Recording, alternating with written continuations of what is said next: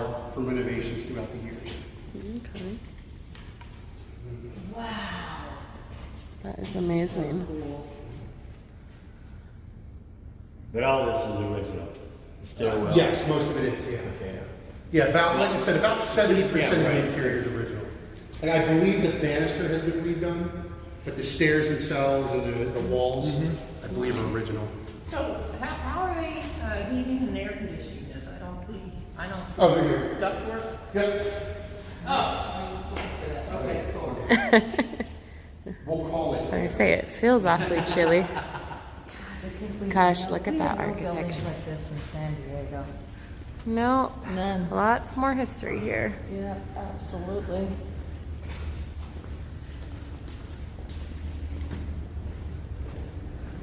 This is, like I said, this is built for the Pennsylvania state government. This is where the Pennsylvania Supreme Court would have sat. You know, the big cases in the colony would have come through here. What a trip. So this Coming is back here is Speaker's passage to the bar, like lawyers have to do. Uh-huh. You'll notice there's one table in the middle. Defense and prosecution sat at the same table. The court clerk over there, judges sat up there. These were jury boxes, depending how big of the trial, depending on how many jurors you had. Open court, anybody can come in. as Anybody it can should come be. in. And the defendant stood in here. This is where they stood trial. That's where Jennifer needs to be. And I don't look so innocent standing behind bars. Looks like you're guilty before Uh-huh. already. The Yep. painting seal on the wall is the state seal of Pennsylvania. That painting is original to the building. Wow. What used to sit up there prior to July 8th of 1776 was this. This was the seal of King George. It sat up there. Interesting. July 8th, after the Declaration is read to the public, some soldiers come running in here. They climb up there, tear this down, and they drag it through the streets. All the way up about where City Hall stands today. They threw it onto a big bonfire and bet. destroyed it. I see that. State seal sits up there. Wow. A lot of the furniture you see, there's only one piece of furniture known as original to this building. The rest is either reproduction or antique to the time period. And we have set the rooms up as best as we can. I mean, nobody, you know, all the Instagram accounts are lost to time from that. So we don't know exactly what the rooms look like. So we're guessing. All the Facebook So we're files got guessing. deleted. Wait a minute, we're gonna get to that. So, yeah, what is? Oh, you haven't showed it yet. I haven't showed you yet. So were they handcuffed to personnel? Sometimes they were. Well, if you I know believe there's it. a bar there, they could Yeah. padlock them into it. I know. That's what's so. Wow. Wow. That would not be me in here. We're going to go across. Maybe in some of my drunken states, yes. and We're And on using video, just him. so you know. Yes. Original over here. Ah. This room is the single most historic room in the entire country. This is the assembly room of Independence Hall. Wow. This is where we declared our independence. This is where we became a country. Gives me chills. Do we know where different people sat? We know Ben Franklin sat in this area. This chair here out in the open represents Ben Franklin. We know Virginia sat right across from him. This is Thomas Jefferson's walking stick. Wow. oh my God. Monticello donated it to the park. That actually belonged to Thomas Jefferson. The rest we just guessed. Okay. We know Where would you guess John Adams was? She's the one I was telling you was a descendant. Yeah. you know, I'm not sure. Where would the lawyer sit? Now each table represents a colony, but Okay. that doesn't necessarily mean those guys are sitting there. Okay. because as they're debating, as they're coming up with stuff, they're going to move around. But like I said, Ben Franklin is one of those guys where he didn't move. They came to him. He was the guy. Wow. He was the godfather. Wow. Again, this room is the That's amazing. birthplace. Can you imagine what they're doing? They're rolling in their graves now with what's going on.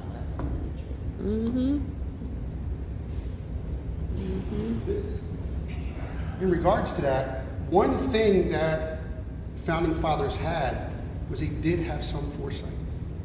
They knew that times would change. The Constitution is not set in stone, contrary to a lot of beliefs. It is a living, breathing document, hence the amendment process, which it has been amended 27 times. And they had that foresight. Our first form of government after the Declaration of Independence was the Articles of Confederation. Each state kept its own sovereignty. And then there was no central government. It was just representatives that came in and they would try to do things. The Articles, the power remained with the individual states, not, like I said, not truly a government.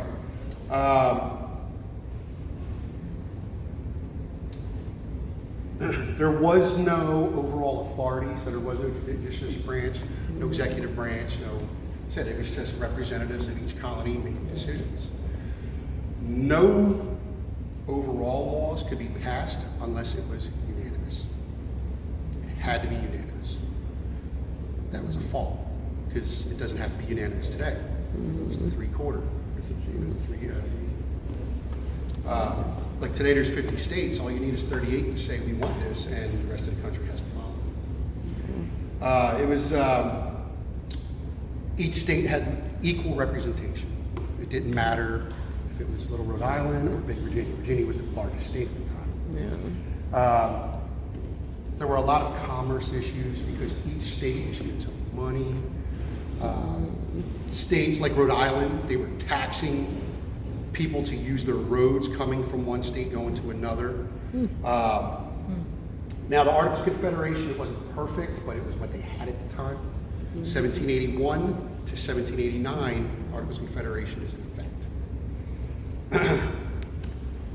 By the mid-1780s, now the Rev War is over, and they realize this isn't working, we've got to do something better. So they go to Annapolis in 1786, they're in Annapolis, Maryland, and they pretty much had a meeting to decide upon a meeting. And they agreed that everyone would come back to Philadelphia, and they would try to figure out how to do this for real.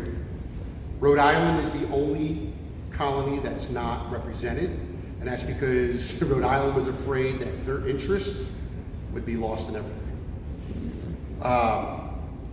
So 1787, the Constitutional Convention comes in. George Washington is presiding.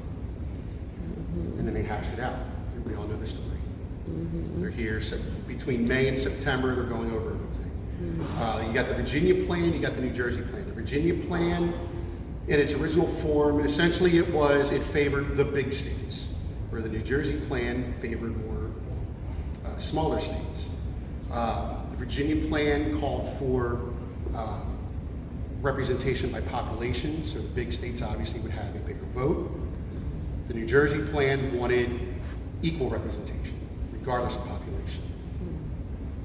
They're arguing back and forth, and then the Connecticut Compromise comes up. Roger Sherman says, wait, let's take both ideas and combine them. We'll have two chambers. The House is representative of the population. The Senate, everyone is equal. Two senators, doesn't matter. And then they divide on where bills and laws will start, which house can do what. And they go over what powers the executive branch will have, how the judiciary will oversee and implement everything.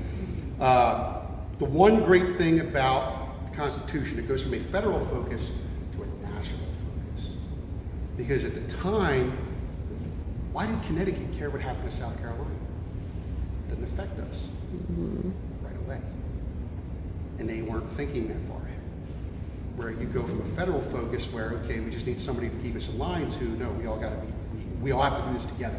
So now it becomes a national focus. And we have the 3 branches of government, we vote, we do our thing. Power resides with the people, not the states. That was the big difference between the articles and the Constitution. I mentioned the amendment process. That's the other big thing about the Constitution. It is a living document. That's why our democracy is the longest form of democracy in history. It works better than most. I always like to say, the problem with bad laws is there's no law that prevents them. We have the amendment process. Once we see a law is bad, Bill of Rights. The amendment is approved and signed in September 1787. They need 9 states of the 13 to approve. June 21st, 1788, New Hampshire becomes the 9th state to ratify it. The Constitution is now the law of the land. March 4th, 1789, it officially goes into effect with the election of George Washington, who runs unopposed. He's the obvious choice. And the establishment of the legislative and judicial branches. Philadelphia is the capital. One of the first things they agree upon, while Philadelphia is the geographical middle of the original 13 colonies of the country, they're afraid that if they keep the capital in a major city, corruption will flood the government. So they have to build its own separate district. Maryland and Virginia agree to give up land. Washington, D.C. is built. 1800, John Adams is now the president. He gives the official order, the government packs up and moves to D.C., where it's been ever since. I mentioned the original piece of furniture. This chair up here is the centerpiece. This is where George Washington sat. This is the chair. Wow. George Washington's chair. Can you guys see the top there? It's the sun. Half of the sun. Okay? Now, George didn't really talk in the proceedings because he was so influential at this point. He didn't want his opinions to mess anything up. So he really kept them himself. Only spoke when he had to. And I mentioned Ben, and Franklin sat here the whole time. Now this is a reproduction of the top of the chair. Oh, wow. We call that the rising sun chair. And the reason we call it the rising sun chair, Ben, when they finally decide in September of '87 that, I want to make sure I do this right, or say it right. Ben is called upon to come sign. And he speaks before he signs. And I'm loosely paraphrasing here. But he's looking at the chair, and he points out the back of the chair. And he says, I've been sitting here all these months trying to determine if this is a rising or a setting sun. But now at length I have the happiness to know that it is indeed a rising and not a setting sun. And he puts his name on the Constitution. That's cool. So he uses it as a metaphor to a country being born. It is not a setting sun. You're creating something here. Wow. Took it